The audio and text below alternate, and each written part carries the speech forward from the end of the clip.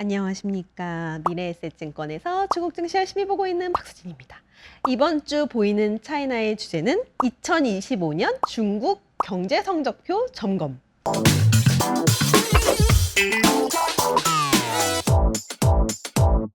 이번 주 초에 2025년에 중국 전반 이제 경제 성적표가 공개가 됐습니다. GDP를 포함해서 산업 생산, 소매 판매, 고정자산 투자 같은 실물 지표까지 이제 딱 다 발표가 됐는데 결국엔 이 수치들이 이제 2025년 한 해 동안 중국이 어떻게 해왔는지를 그대로 드러내놓는 성적표잖아요. 그래서 이걸 이제 바탕으로 어땠는지를 한번 점검을 해보고 2026년에 어떻게 이어질지 그리고 어떤 경제 성장 방향이 더 초점에 맞춰질지를 살펴보고자 합니다.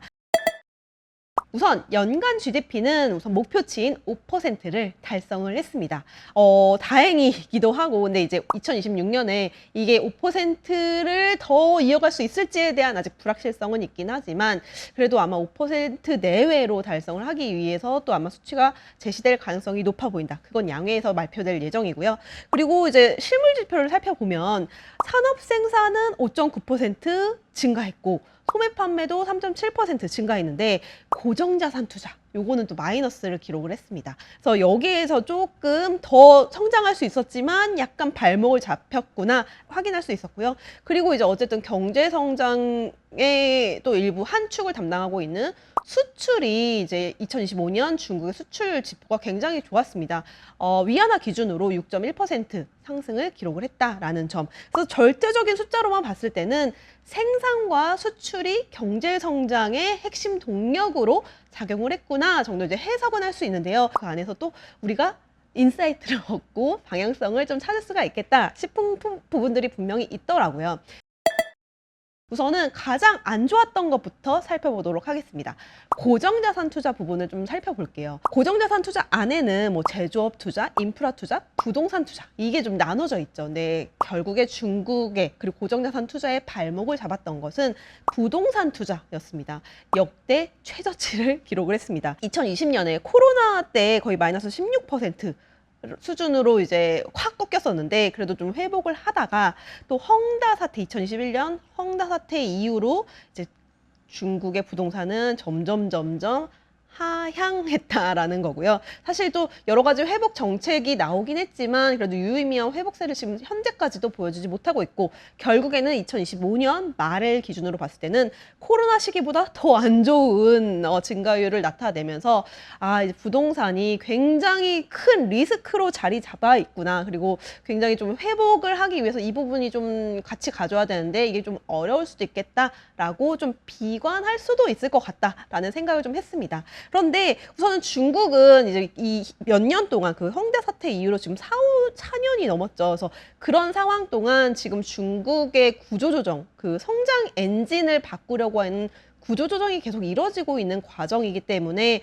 우리가 생각하는 것만큼 지금 부동산이 우선 다시 막 회복이 돼서 경제를 끌어갈 거야 라고 하는 부분들은 더 기대는 못할 것 같아요. 그렇지만 이제 우리가 더 우려하는 리스크가 더 확산될 것인가에 대한 부분들은 그래도 이제 중국 정부가 그 부분은 좀 관리를 하고 있으니 그런 부분들을 좀 앞으로 지켜보면 될 것 같고요. 부동산이 회복돼서 중국 경제가 성장할 것이다 라고 하는 그 시각은 좀 어느 정도 바꿀 필요는 분명히 있다라는 거고요.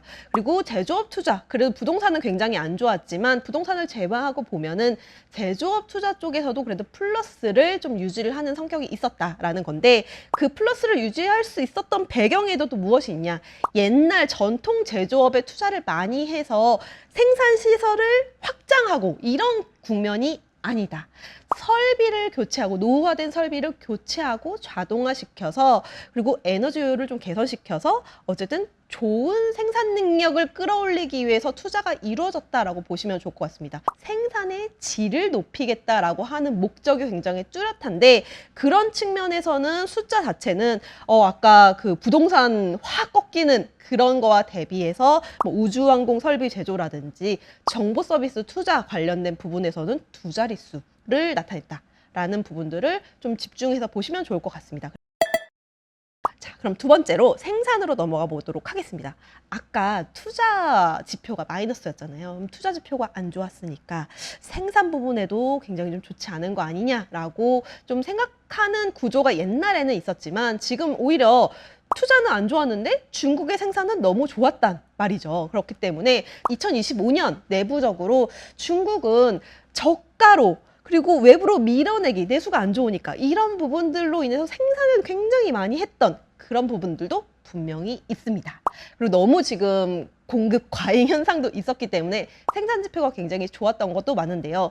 그래도 그 속에서 일부 지금 구조 전환이 되고 있다라는 것도 우리가 확인을 할 수 있는 겁니다. 아까도 말씀드렸던 것처럼 신규 설비 확장보다는 기존 설비 교체를 했다라고 말씀드렸잖아요. 그리고 뭐 소프트웨어 업그레이드 이런 것들을 다 했기 때문에 이런 것들이 결국에는 생산성 제고로 이어졌다라는 부분이고요. 그리고 생산량 같은 경우에도 옛날에는 이제 노동 집약적인 물품들이 뭐 생산을 많이 해서 끌어올렸던 게 아니라 2025년에는 산업용 로봇이나 신에너지 차 이런 것들이 두 자릿수 성장을 하면 생산량이 많이 늘어났기 때문에 이런 부분들이 산업 생산의 증가세를 견인을 했다라고 보시면 좋을 것 같습니다. 그래서 결국에는 부동산을 좀 제외한다라고 하면 투자와 생산의 방향이 좀 일치하고 있구나라고 보시면 좋을 것 같습니다. 수출 부분을 살펴보면 어쨌든 제가 숫자가 굉장히 좋았다. 그리고 작년 한 해 굉장히 힘든 상황이었음에도 불구하고 중국의 수출은 견조했다라는 부분인데 중국의 경제 성장의 어쨌든 보조 엔진 한 축으로 지금 자리를 꽤나 잡은 상황인데 GDP 성장의 소비 다음으로 기여도가 컸다라고 보고 있는데요. 우선은 2025년에 이제 트럼프가 다시 재집권을 하면서 미국의 관세 이슈가 불거졌지만 그래서 글로벌 교역 환경이 굉장히 좋지 않았지만 어쨌든 중국은 수출 호조를 나타냈는데 그 배경에는 무엇이냐? 아까 밀어내기 이런 것뿐만 아니라 결국에는 수출 구조를 개선했다라는 부분도 공헌도가 굉장히 크다라고 볼 수 있겠고요. 시장을 다변화시켰고 그리고 부가가치가 높은 물품들을 좀 많이 수출했다라는 데 힘이 좀 생겼다라고 보시면 좋을 것 같습니다. 그렇기 때문에 2018년에 우리가 미국과의 관세 전쟁, 1차 전쟁이 좀 발생을 했다라고 하면 그 시기를 이제 기점으로 해서 중국이 고민을 했던 거 우리가 수출 국가를 미국에 의존하면 안 되겠다라고 해서 뭐 동남아 이런 쪽이 굉장히 이 비중이 커졌고요. 미국은 점점 줄어들고 있는 현상들을 우리가 그냥 숫자 그대로 확인할 수 있었다라는 거고 이것들이 어쨌든 굉장히 복잡한 교역 환경 속에서 중국의 수출 역량을 오히려 공고하게 다질 수 있는 배경을 지금 최근 몇 년 동안 구조 전환을 통해서 지켜오고 있었다라고 보시면 좋을 것 같습니다. 자, 소비 부분 살펴보도록 하겠습니다. 우선 중국 하면 소비이기 때문에 굉장히 소비의 부진이나 이런 것들이 굉장히 압박스러운 상황이었습니다. 2025년에도 그 부분이 계속 이어졌고요. 사실 지금도 2026년에도 소비를 어떻게 촉진시킬 것인가 그리고 내수를 어떻게 확대시킬 것인가에 대한 굉장히 고민이 많은 시점이 될 것 같은데요. 2025년에 중국 소비의 특징을 좀 한 줄로 요약하면 수량보다는 여기도 구조적인 변화, 구성의 변화라고 보시면 좋을 것 같습니다. 저는 총 소비 자체는 고속 성장이라고 보긴 어렵잖아요. 아까 3%대 성장이었고 근데 그 안에 좀 어떤 부분들이 소비가 더 많이 됐냐라고 봤을 때 어쨌든 상품 소비 성장보다는 서비스 소비 성장이 조금 더 크게 나타났다라고 보시는 게 좋을 것 같아요. 근데 제가 이거 계속 중국의 소비 얘기할 때마다 말씀드리고 있죠. 중국은 지금 이제 상품 소비에 주력하는 것보다는 이것도 분명히 같이 가져야 되는 부분이긴 하겠지만 중국이 더 중점적으로 내수 확대를 통해서 소비를 촉진하고자 하는 영역은 서비스 소비 영역이다라고 계속 말씀드리고 있잖아요. 근데 그런 것들이 그래도 숫자로 미묘하게 지표로나마 지금 확인이 되고 있다라고 보시면 좋을 것 같고요. 어쨌든 상품 소비 대비해서 서비스 소비가 더 좋아야 되는 이유는 여기서 파생되는 경제 효과, 고용이나 그 경제의 파생 효과가 훨씬 크기 때문에 서비스 소비에 굉장히 주력하고 있다라고 보시면 좋을 것 같고요. 그런 부분들을 발판 삼아서 2026년에는 서비스 소비를 기반으로 소득 기대가 조금 더 이어질 것으로 예상을 하고 있고, 그리고 고용 안정도 더 크게 가져가겠다라는 부분들을 지금 핵심 포인트로 가져가고 있습니다. 그래서 2026년에는 소비 영역을 계속 봐야 되는 거겠지만 그 중에서도 서비스 영역, 그 서비스 영역 중에서도 여행이나 문화, 의료, 교육, 여가 뭐 이런 부분들을 좀 보시면 좋을 것 같고요. 그리고 고령화 관련 소비라든지 디지털, AI 기반 서비스 이런 부분들을 좀 집중해서 보실 필요가 있겠다라고 계속 말씀드리고 있습니다. 우리가 2025년 경제 성적표를 굉장히 큰 과목별로 그냥 어떤 거를 잘했고 어떤 거를 못했는지, 그리고 그 안에 어떤 변화점이 나타나고 있는지를 저희가 간단히 살펴봤는데요. 우선 2025년에는 가장 주력화했던 것들은 결국에는 계속 경제 성장 구조를 전환시키겠다라는 데 주력을 했던 것들이 성적표에 그대로 나와 있습니다. 그리고 이제 2026년 그 부분들을 발판 삼아서 2026년은 어떻게 할 것이냐라고 봤을 때 우선은 15차 5개년 기획도 시작이기도 하고, 그 2025년에 본격적으로 드러났던 그런 구조 전환의 성과를 더 검증하고자 하는 한 해가 될 것이다 라고 정리를 할 수 있겠고요. 그리고 투자 같은 경우에는 향후에 바닥, 지금 굉장히 바닥이잖아요. 그래서 바닥을 통과할 수 있을지 여부. 근데 바닥 통과를 하기 위해서 지금 중국이 하려는 방향이 조금씩 나오고 있는 게, AI 산업에 필요한 인프라들이 분명히 있잖아요. 뭐 전력이라든지 이런 것들도 지금 중국에서는 좀 핵심 사업으로 계속 가져가려고 하고 있거든요. 그렇기 때문에 이런 부분들, 그러니까 인프라에 집중 투자하는 부분들이 나올지를 한번 지켜보시는 게 좋을 것 같고요. 그리고 생산 부분에서는 꾸준히 지금 양보다는 질적인 성장을 원하고 있다. 그래서 확장보다는 내실과 고부가 가치, 그래서 이런 것들이 반내건 정책으로 계속적으로 드러날 것을 계속 집중해서 보시는 게 좋을 것 같다.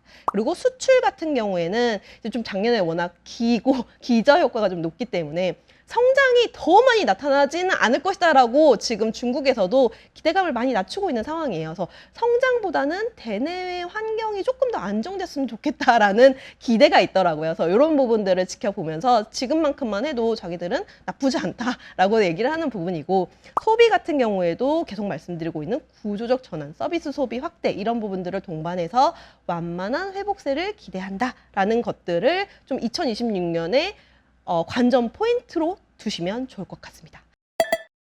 그러면 이제 2026년 중국의 투자 방향은 또 어떻게 될 것인가, 이런 부분들을 바탕으로 봤을 때는 사실 2025년과 투자 방향이 변한 건 없습니다.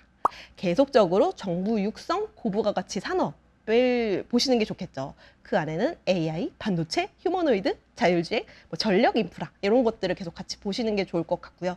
그리고 이런 쪽에 지금 투자가 되고 있고 지표가 좋아지고 있고 내부적으로 질적으로 개선되고 있는 것들이 숫자로도 보이기 때문이죠. 그리고 여기에 더불어서 서비스 소비 영역으로 여행이나 문화, 뭐 의료, 뭐 고령화 관련된 소비 뭐 이런 부분들을 같이 좀 지켜보시는 게 좋지 않을까라고 정리하면서 이번 주 보이는 차이나는 여기서 마무리하도록 하겠습니다. 감사합니다.